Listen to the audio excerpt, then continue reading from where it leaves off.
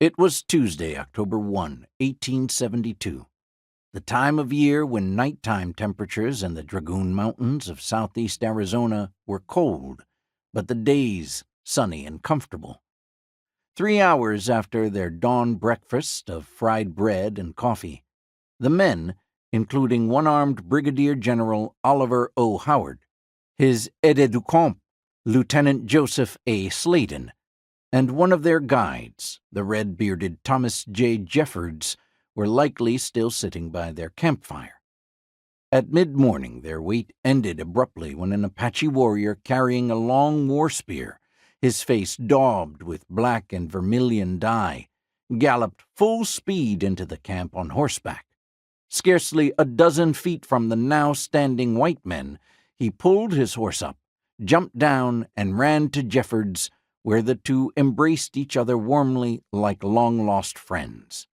His name was Juan, Jeffords explained, and he was the younger brother of the man they had come to meet, the chief of the Chiricahua Apaches named Gochi, better known to Americans as Cochise.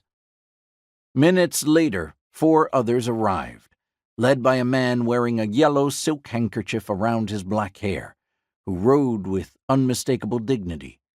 He dismounted very deliberately and, like Juan, greeted Jeffords like an old friend. Jeffords turned to General Howard and said, "General, this is the man. This is he." The general extended his hand, and Cochise took it.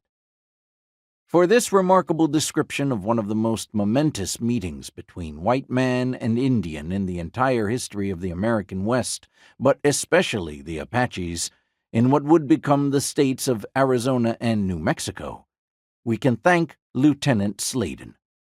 His book, Making Peace with Cochise, the 1872 Journal of Captain Joseph Alton Sladen, 1997, provides an eyewitness account of the peace negotiations that took place over the next 12 days, there on the rocks and boulders in the Dragoon Mountains. Cochise and his band of Chiricahua would move to a reservation established specifically for them along the Arizona-New Mexico borders, and Jeffords would become their Indian agent. They would immediately halt their attacks against American citizens anywhere on U.S. soil, and in return, the United States military would leave them alone as long as they obeyed these rules.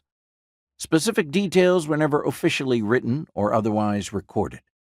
This was an agreement between two very principled men who trusted each other, and it brought peace to southern Arizona for the first time since 1860.